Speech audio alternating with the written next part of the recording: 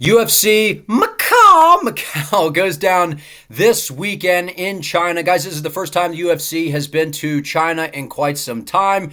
This is a really solid fight night card, right? And I know here over in the US, here on the East Coast, things are going to be starting very, very early Saturday morning. I don't mind it, right? I like to kind of just wake it up and we got a bunch of fights going on. But nonetheless, guys, this is going to be a very, very good card from top to bottom. The prelims have a lot of young prospects that are looking to kind of pave their way in the UFC. But in this video here for this fight night, I got a lot to say about the main cards. What I'm going to be doing is going through every single fight on the main card, giving a breakdown and a prediction for all of those fights because we got a big lineup here. For a fight night, I think that this is one of the better main cards that we've seen on a fight night in quite some time. We got Diaz versus Mingyang, Carlos Ulberg, Volkan Oezdemir, Bang Bang Wong, as I call her, Cong, Gabriela Fernandes. You can see the list here, but we're going to break down every single one of these fights, and listen, it's not often that we get a fight night that has so many fights that I'm looking forward to, and this is one of those cards. So without further ado, man, let's hop right into this, starting with our very first fight of the evening. Don't go do anything during this fight. Don't go for a bathroom break. Don't grab a drink. Don't grab any food.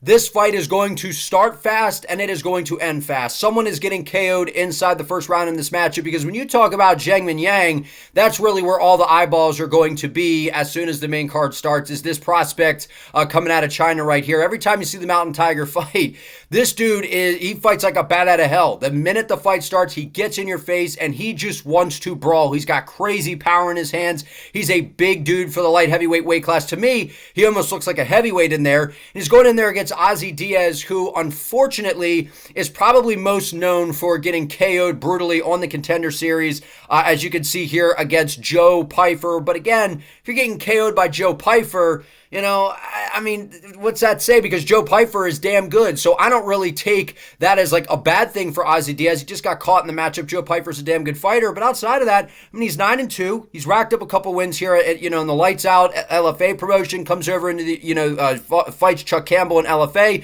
Comes in, this is a big opportunity for Diaz here, and whenever you're on the Contender Series and you suffer that loss and you have to go back to the drawing board, that's going to tell you a lot about a fighter. And to see that he's been able to rack up a few wins and get back in, get into the UFC, this is a big moment for Diaz. The problem that I have for him in this fight is if you're getting KO'd by Joe Pyfer, a guy that's got crazy starching one shot knockout power, well, why would you pick him to beat Mingyang, who is basically the exact same style of fighter? Now, I do think that Zhang is maybe not as technical as Joe Pyfer because, again, this is light heavyweight, not middleweight.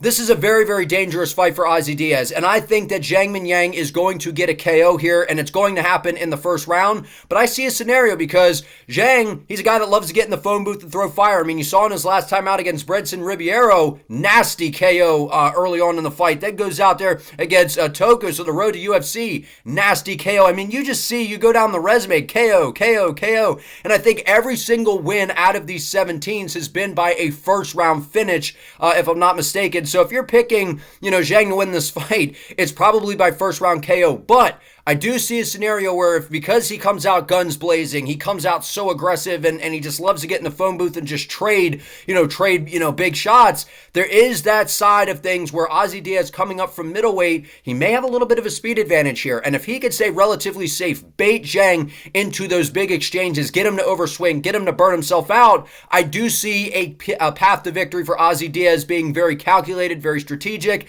I just don't think it happens, man. Mingyang, in my opinion, is the real deal in this division. 26 years old. Dude is an absolute stud. He's got crazy power. And that, like I said, power, more power. I got Zhang getting a first round KO in this matchup. But again, if Diaz can weather the storm, anything can happen. I still think Zhang gets this one done. And let's see what the odds may. Yeah, I mean, 95% of people on here are picking Zhang to win this fight. I agree. I think he's able to get this one done by first round KO. Moving on. I love this fight right here. We have Volkan Oezdemir, no time, versus Carlos Blackjack Ulberg. The reason I love this fight is because I think Volkan Oezdemir, I really don't have a great analogy for this, but he's one of those guys that you just tend to forget about him. right? I mean, I don't, but I know a lot of people, they just tend to forget about Volkan. They forget, just a few years back, he was in there, in a title fight against Daniel Cormier when the light heavyweight division was kind of going through some turmoil, and he was one of those dudes that quickly rose to the occasion. He's got nasty power in his hands, he's got good boxing, good forward pressure, and he's a big dude at this weight class, and he has ridiculous power. We saw that his last time out against Johnny Walker with that nasty KO, goes out there against Bogdan Guskov, who was a prospect coming in with a lot of hype behind him, rear naked choke, goes out there, loses to Nikita Krylov. Krylov's a really well-rounded fighter. He's got good grappling. Okay, so you lose by decision there. Goes out, beats Paul Craig, goes out there, loses to Magomed Ankalaev by decision. That was a pretty solid fight, and Magomed Ankalaev, I think, is obviously behind Alex Pineda. I think he's the best fighter in the division. He's got really good striking. He's got good wrestling that he doesn't particularly use, but this is a pretty tough strength of schedule that Volkan has fought here over the past 5 fights, and he's looked good. He's looked good, and I think with Volkan, it's the power. And whenever you talk about, him, that KO victory over Johnny Walker, it's like people just don't give this guy his due, but he's going in there against Carlos Ulberg, who I think the absolute world of when it comes to striking. I think Carlos Ulberg, he's fought in King of the Ring over in New Zealand, which Israel Adesanya did many of those prior to going over to Glory and coming over to the UFC, which is just a kickboxing promotion, and Carlos Ulberg's going in there, beating up on just about everybody. Then he comes over to MMA and he goes in there against Kennedy and Zechku. He gets KO'd, and it was really Carlos Ulberg was beating the shit out of him, got tired, and the cardio went and he got finished. But ever since then, we have seen a very different fighter in Carlos Ulberg, rattling off multiple wins here, going in there, nasty left hook KO over Tafon, then goes out there against Nikolai, gets a nasty KO. Again, some nasty calf kicks in that matchup. Goes out against Ior Potieria, nasty KO again. Goes out there and gets a submission over Dawoon Jung. So you've seen the evolution in the game of Carlos Ulberg. And then in his most recent outing, Alonzo Menafield got jabbed and I don't know what the hell. He just raged. He got hit with a jab and he was like, fuck you, man. He just ran in there and got absolutely obliterated by Carlos Ulberg early on in that fight. But what you see with a Carlos Ulberg fight is exactly what you expect from a lot of the city kickboxing guys. A very good jab, very good at fighting at range, very good leg kicks, very good lateral movement, very good footwork. And Carlos Ulberg is exactly that guy. The difference with Carlos compared to the other guys at city kickboxing, he's got ridiculous power. He's got crazy power in his hands. His leg kicks are absolutely lightning fast, and they have ridiculous thud on them. So it only takes 1 or 2 kicks to have you moving kind of funky. And I just think Carlos, with the speed, with the nasty jab, with the good footwork, the way that he's able to slide in and out of range, is Volkan Oezdemir's worst nightmare. Because a guy like Volkan, while I really like him, while I think that he does get overlooked a lot of the time, he has really good hands, really good boxing. But if he can't get inside that range, if he can't track you down and back you up against the fence, he tends to struggle. And what we've seen from Carlos Ulberg is a guy that has outstanding speed. He's got that lighter frame. He's kind of bulked up a little bit now to where he's quite a bit bigger, but he is absolutely going to be the faster fighter in this matchup. And whenever you see a big power guy like Volkan that loves to move forward, loves to try to cut the cage off and pressure you into those power shots, you need a style like Carlos Ulberg to kind of fight that fire if you're going to sit there and trying to play the points game. But the thing about Carlos is he kind of was that point style of guy where he went in there and just kind of picked and poked at you, was winning some decisions, and then he goes out there and he is just absolutely finding the mark. He's sitting on his shots, digging his feet in, attacking your lead leg to make you a stationary target to where, once he gets the jab going, you saw against Tafon, that jab was firing on all cylinders. He will pepper you with that, and the minute you start to over-parry, kind of like how Alex Pineda sets it up, he will sneak that left hook right around the guard, knock your ass out. Carlos Ulberg is one of the most underrated guys in the entire UFC, not just the light heavyweight division, the entire UFC. I know a lot of us out there like this guy. We kind of give him his due, but he was supposed to be, getting a big matchup at International Fight Week. There were some things where the opponents kept changing around. I think it was supposed to be Jamal Hill, then it was Anthony Smith. Nonetheless, this is a very great matchup right here. Someone's getting knocked out, in my opinion. I don't think that this fight goes past 2 rounds because I think if Volkan Volkan can close the distance and land some of those big, those big power shots, he could absolutely KO Carlos Ulberg. The issue, the speed, the timing, and the footwork of Carlos and the way he attacks that lead leg is going to be a world of problems for Volkan. If Volkan can address those leg kicks and not allow those calf kicks to just, completely immobilize them, I think that there's a shot. But I think Ulberg is going to jab and leg kick, so to speak, early on, just to try to, frustrate Volkan, and then eventually he will be able to set him up and catch him with a shot. But this is a great matchup right here, one of the best matchups the UFC could make at light heavyweight, given their styles here. But I got Carlos Ulberg winning this one by KO. But again, much love to Volkan Oezdemir, both of these guys really, but especially Volkan Oezdemir, because he is constantly getting overlooked and he is a damn good fighter. Love watching him fight. Moving on, we have Bang Bang Wong, as I call her, Cong, the Joker. I mean, this is going to be a little bit of a glazing session here, because when it comes to WMMA, one of the big complaints is it's not entertaining. We don't have enough strikers. We don't have enough knockouts. We don't have enough finishes. Those complaints go out the window when Wong steps into the cage, because not only does she have the history back in the day with Valentina Shevchenko, but she is a spectacular fighter from top to bottom. We've seen the grappling improve, but especially in that last outing with a vicious knockout over Victoria Leonardo coming into that fight. I mean, that was one of the highlights that we've seen in women's MMA of the year. Maybe the best KO outside of that shot on the Contender Series that we saw with that nasty winging over right hand. I can't remember her name. That was a nasty KO. But outside of that, it's been kind of stale until Bang Bang Wong comes along, and there was a rhyme there. I like that. Bang Bang Wong comes along, and she's just starching everybody. And you saw on the road to UFC, she goes in there, gets a submission win, and then you see here, even decisions, it doesn't matter. She's got outstanding striking, and even if she is going to a decision, it's still entertaining to watch. She's got good timing, good speed, good footwork, and she's got great variety. And in women's MMA, it's very rare that we see somebody in there that when they step in, there's a very good chance that the opponent is going to get finished. And a lot of the times we see these close decisions, we see these good back and forths. With Wong, it just takes one shot. And the way that she sets things up, I just think is going to be a world of problems for Gabriela Fernandes, because Gabriela, makes her debut in the UFC against Jasmine Judavicius. That's a tough matchup to take on short notice. And Jasmine, well, good fighter. That's a tough matchup. Jasmine's got a lot of experience. She's been doing pretty good in the UFC. Goes in there against Teresa Bleda. Okay, so she suffers a loss there. Then gets back on track against Carly Judice and a split decision win. So we're talking about someone here who's losing close decisions or getting dominated in terms of the decision department. And while I think Gabriela has a good skill set, while I think that she does have pretty good grappling, she's got decent striking, she is way outgunned in this matchup on the feet. If she's able to chase takedowns and able to get Wong to the floor and control her, I mean, that's really her only path to victory, because if she just stands in front of Wong in this fight, she's going to be made a highlight. And it's crazy to me, because when we're talking about what, you can tell I'm excited, man. When I watch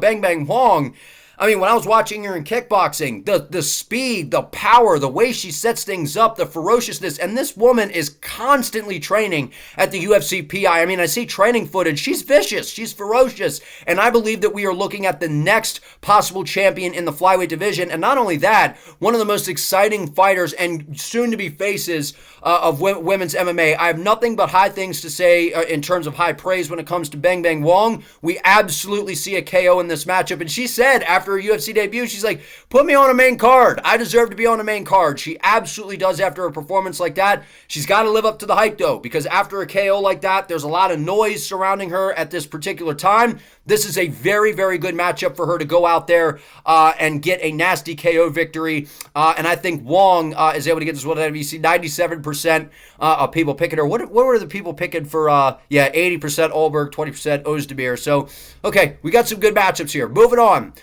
We have Song Kenan versus Muslim Salikov.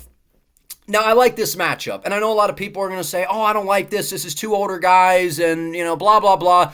I like when the UFC takes... Now, when I say older guys, Song Kenan says he's only 34 years of age on here, but let me rephrase that for him. He fights like he's fucking 40. That last outing against, Ricky Glenn? He looked fucking slow as hell in that fight. And then he goes out there against Kevin Gisay, and then, so he's fighting some pretty good young competition here, but at the end of the day, he looks old out there when he's fighting. He's very flat-footed. He's very slow. He's not picking his shots particularly well. And I think that we have seen a pretty significant decline when it comes to Song Kenan over the past few years. But for me, it's not even so much that in this matchup. When you talk about Muslim Salikov, I mean, this dude has really, really good striking. They're going to see the name. They're going to see he's from Russia, and they're going to be like, oh, he must be a grappler, like how people always do that. This dude is an outstanding striker. He's got crazy power in his hands. He is fun to watch. He does have pretty good grappling of his own, but it's the striking on the feet. I mean, hell, his nickname is King of Kung Fu, and you still got idiots out there, oh, is he a grappler? I'm going to pick him because he's going to win by submission. No,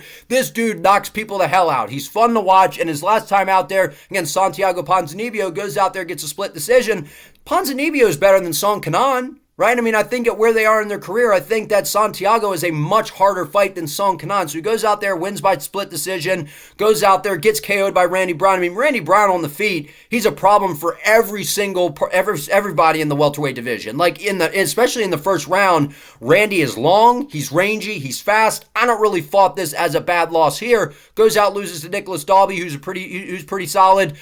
He loses by decision, goes out there, nasty KO over Andre, and then suffered a loss before against Li Jingliang. But outside of that, man, Muslim Salikov, he's fun to watch. He's got crazy power, and the thing about him is he can fight going forward and can fight going backward. So I think in this fight, he's going to try to play kind of the matador role. I think he comes out aggressive. I think that he is just going to be way too, even though he's 40 years of age, to me, he looks, in terms of the fight when they're out there, he looks less aged than Song. Like, Song looks like the one who's 40, and Muslim looks like the guy who's freaking 34 out there. So I just have more faith in Salikov in this matchup. I think he's got good power, he's got good speed, he's got good movement, and I think that he is going to, whether he's moving forward or backward, I think he's just going to walk Song into something. And even if Song does land a good shot, when he has people hurt, you saw it against Ricky Glenn, he just doesn't do a good job of picking his shots and finding those windows of opportunity. And one of the things with Song is if you can frustrate him with movement and speed, you will coast to a victory, right? I mean, we saw Ian Gary, who I know Ian Gary is top of the food chain in the division. He's an amazing striker.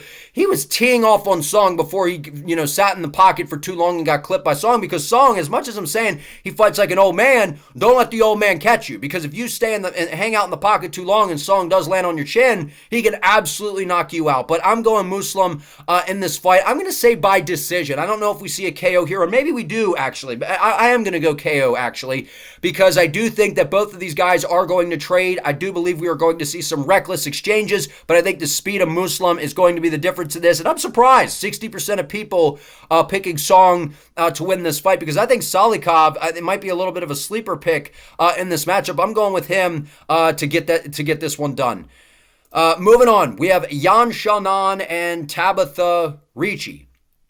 I'm going to be honest. When this fight was booked, I was shocked. I was absolutely shocked that the UFC booked this fight. And the only reason I can see the UFC saying, we're going to go ahead and book this is because Yan's coming off of a loss. I mean, her most recent time out at UFC 300 against Zhang Weili, which, I mean, that's top of the food chain fighting Zhang Weili. I wish she was on the card. She should have been a part of this card. I wish we were getting this title fight matchup on this card. But either way, that was an unbelievable matchup at UFC 300. And what you see from Yan Xiaonan, she has outstanding striking. Very good boxing, some solid kicks of her own. Her grappling has improved, even though that is probably the hole that I think the UFC is seeing, because make no mistake about it, the UFC loves Tabitha Ricci. This is someone they're trying to push. She's dating Callum Walsh. She the way she looks, like Tabitha Ricci's got it going on, man. And that's what the UFC sees, and they're like, look, we're going to push her. But the problem with that is at some point you have to take off the training wheels. At some point you have to throw, you have to throw them in the shark tank. And what happens when you do that is the UFC can only protect you for so long, and then at some point they go, sink or swim, motherfucker. Let's see what you got. And over the past couple outings, close decision against Angela Hill. Should have been, I don't even know how it was unanimous, because I could have seen how you could have given the fight to Angela Hill. Goes out there, split decision against Tisha Pennington. Goes out there, loses to Godinez. Goes out there, gets a win over Jillian Roberts. Again, a lot of close decisions. Yeah, a nice submission over Jessica Penne, but the overall point that I'm trying to make, Tabitha Ricci is way overrated. People talk about how Bo Nickal's overrated. There's a little bit of a similar thing here with Tabitha Ricci in terms of WMMA. She's very overrated. The hype is not matched up to the skill, and that's what I worry about in this fight, because with Yan Xiaonan, look at the resume. She's out there against Zhang Weili. She's out there against Jessica Andrade, winning by KO. She's out there against Mackenzie Dern, winning a majority decision. Sure, she loses to Marina Rodriguez, who's a tricky fighter on the feet, has good range, goes out there, loses to a solid grappler and Carla Esparza, which was almost 4 years ago at this point, for God's sake. So back then, that's when Carla Esparza's grappling was really on par. She was not towards the end of retirement. I mean, she got put in a tough position and got dominated. Are we saying that Tabitha Ricci is the same grappler as Carla Esparza? No. No, we're not. Tabitha Ricci struggling to take down Angela Hill, which Angela Hill, I mean, she's a solid fighter, overall. She's struggling out there. She's struggling with Tisha Pennington. Yan Xiaonan is top of the food chain in this division. She's got outstanding boxing. She's got good striking. And if she's able to stuff the takedowns, able to keep this fight on the feet, Jan's gonna bust her up, man. Gonna tune her up like a new guitar. Bing, bing, bing, shot here, shot there, stick and move, landing nasty shots at all angles. And if Tabitha Ricci, the thing that concerns me is, even though this is in China, it just seems wherever the fight takes place, if it's even kind of close, or even if it's like sort of Yan, could have won, the fight, they still give it to Tabitha Ricci. So Yan Xiaonan, I think, knows that coming into this fight. She knows that she's probably going to need a finish, or she's going to have to put an absolute ass whooping on Ricci, which I absolutely think she's capable of. I think she's capable of that. But this is going to come down to Tabitha shooting a million fucking takedowns. She's not going to want to stand on the outside at all. And she does have power in her hands. Make no mistake about it. Tabitha does have good power. And we have seen a little bit of improvements. Not as much improvements as I would like. Not nearly comfortable enough to pick her in this fight.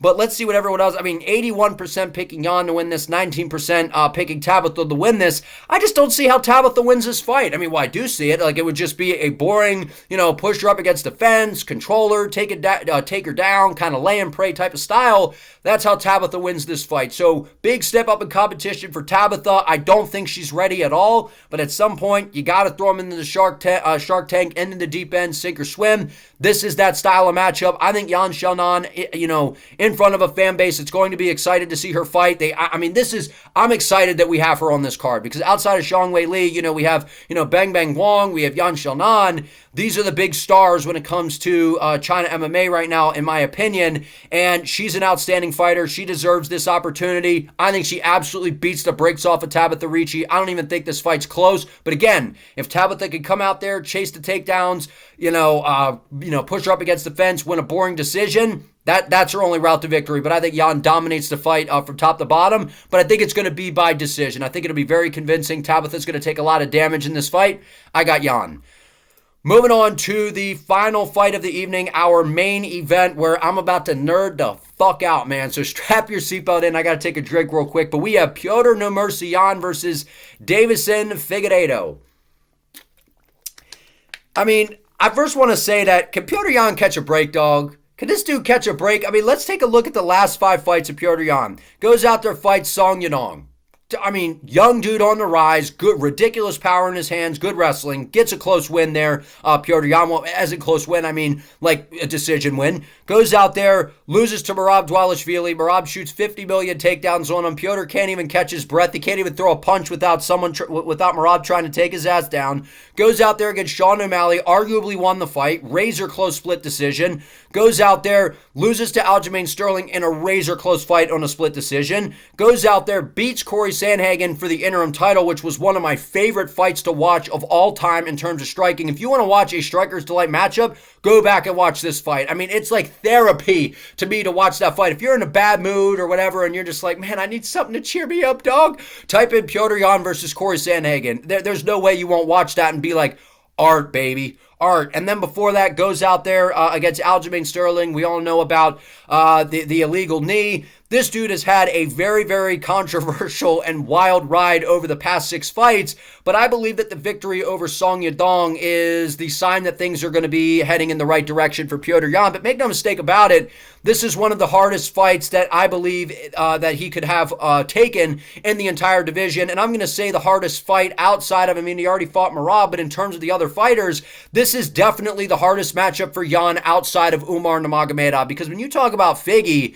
this dude is absolutely sensational. He has very, very good speed. He's got that karate, Conor McGregor, Henry Cejudo, Patricio Pitbull over in Bellator/PFL. They got that sideways style to where they just line you up for nasty shots. He's got good speed, and coming up from flyweight up to bantamweight, one of my concerns was, I think he's going to have the speed, right? I think he's going to be maybe a little bit faster than the opponents, but how is that power going to translate? And when we saw him out there against Rob Font, I was beyond impressed, because Rob Font is not exactly a world beater in the division, but he's still a solid fighter. He's a guy that's been around for a while. He's got one of the best jabs, definitely in the division. He's got some of the better boxing in the UFC.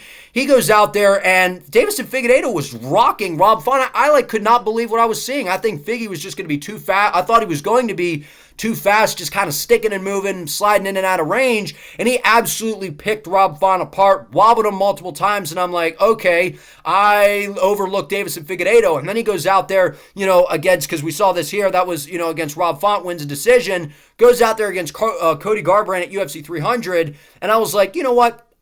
Cody Garbrandt, if he lands a right hand, he could absolutely put Figgy out, because Figgy's advantage was being really, really fast. And I'm like, one of the fastest bantamweights in terms of the striking out there, absolutely Cody Garbrandt. And if you take Cody down, no one holds Cody Garbrandt down. No one submits Cody Garbrandt. That just doesn't happen. That's not something we see. And what does Deiveson Figueiredo do? He goes out there, he stands on the feet with Cody Garbrandt. Garbrandt was, doing pretty good on the feet, and then it was close. So Figgy's like, you know what? I got good grappling. I got good submissions. Let me level change here. Takes Cody Garbrandt's ass down, holds him down, controls him, and then gets to the back and wins by rear naked choke. I don't think because people just write off Cody Garbrandt. They kind of just make fun of him these days. Cody Garbrandt is a damn good fighter when he's fighting intelligently. And in terms of the grappling, we've never seen anyone do that to Cody, and Figgy made it look really easy. And then he goes out there last time out, and he dominates Marlon Vera. And that was an aggressive Chito Vera, whether you can believe that or not. Marlon Vera, he actually had his foot on the gas. He was moving forward. He had a point to prove. He was coming in there looking to be aggressive, and he got dropped for the first time. I know O'Malley landed that nasty knee that basically shattered his damn skull, but Marlon Vera, he came in with a point to prove. That was not a must-win, but that was a really big scenario for Marlon Vera to go in there and get a victory. And Deiveson Figueiredo was just a step ahead the entire fight. When it came to the grappling, when it came to, the striking, and that nasty right hand down the middle from Figgy is a real problem. So the point is, from what we've seen over the past, few fights from these guys has been they are very competitive. Win or lose, they are very competitive with everyone that they have been in there with. And for me, this fight comes down to the fact of, can Petr Yan stuff the takedowns? And if he does get taken down, can he get back to his feet safely? Because the thing with Figgy, he's got an outstanding team behind him, right? We've seen him training with Henry Cejudo, his coaching, Coach Eric Albarracin. He has a very, very good team behind him, and they prepare guys very, very well. And the thing with Figgy, he's going to try to take the fight to the floor. I don't think he just stands in front of Petr Yan the entire time, because if he does, Petr Yan is going to beat the brakes off Deiveson Figueiredo in terms of the striking. Now, that's not to say that Figgy can't go out there, utilize the speed, utilize that karate stance, because he is going to be a little bit faster than Yan, and he will win the single shot battle. But when it comes to throwing combinations, when it comes to attacking the legs, when it comes to attacking the body, mixing all of the arts together in terms of, spinning back kicks, elbows, knees, Muay Thai, this beautiful sweeps of Petr Yan. Yan is the much better overall striker in this matchup. It's not to say that Deiveson Figueiredo cannot hurt him on the feet because of the power and speed, which he absolutely can. But this is a fight where you're going to see Figgy look to resort to the grappling, because if he just stands in front of Yan, for 25 minutes, one of the things that kind of gets overlooked a little bit with Yan, people look at him as he's some KO artist, and he does have KOs on his record, but a lot of it is just masterclass 5-round performances to where he's just beating the brakes off people. Maybe he'll get you out of there in the later rounds, but it's really, he's just beating the shit out of you in terms of the striking and making you look silly. And he absolutely has the ability to do that in this fight. And I think that Petr Yan coming off of a win against Song Yadong. I mean, I was never more, that was some of the most nerves I've ever had for a fight, was just like, man, come on, man. We need Yan to get a win here. So much BS has happened, and I was so nervous for the Song fight. And the fact that he goes out there, he keeps the fight on the feet. He does a good job. The boxing, the sweeps, the tie sweeps. I mean, everything about Petr Yan is beautiful to watch on the feet. I think he stuffs the takedowns, and if he does get taken down, I think he's able to work back to his feet. I think he's able to fight at range. I think he's able to kind of get in that phone booth style with that high guard. He's able to land some good boxing combinations, follow him up with kicks. I think Petr Yan is able to pick Deiveson Figueiredo apart. But I think early on, Figgy's going to have success because that's the time to take advantage of Yan in this matchup. So, I mean, here you go. Figgy's 36 years of age. Yan is 31. Feels like Yan would be a little bit older. Let's see what people, 70% are picking Yan, 30% picking Figgy. I could absolutely see why you would pick Figueiredo to win this fight. Because if he can take Yan down, because that's what we've seen. But again, the people taking Yan down, that's Merab Dvalishvili, who's the champion now. That's Aljamain Sterling, who was one of the, is one of the best bantamweight champs of all time and is going up to featherweight, dominating people like Calvin Kattar in terms of the grappling, which no one does that to Calvin Kattar. Those are damn good grapplers. So to say that Figgy's just going to come in and is as good as them in terms of the wrestling, I don't know that Figgy's just going to be able to go in there and do something like that to Petr Yan. That's what this comes down to for me. Again, maybe he could, take Yan down, control him, look for a submission or something like that. But again, Petr Yan has really, really, really good takedown defense. Don't be fooled by some of the times where he's taken down by Merab, because, again, Figgy's not going to shoot 50,000 takedowns.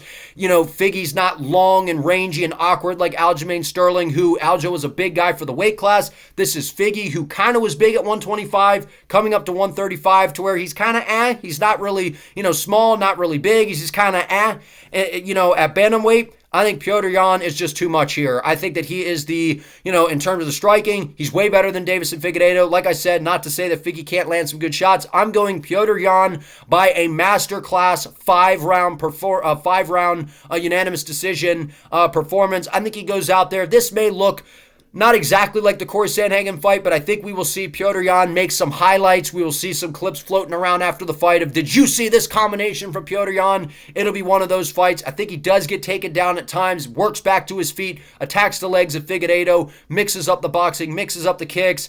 I got Petr Yan winning this fight by decision. But I want to hear from you all down in the comments. Like this video, comment your thoughts below, subscribe to the channel, and turn on that notification bell so you do not miss an upload. I appreciate it. See you next time.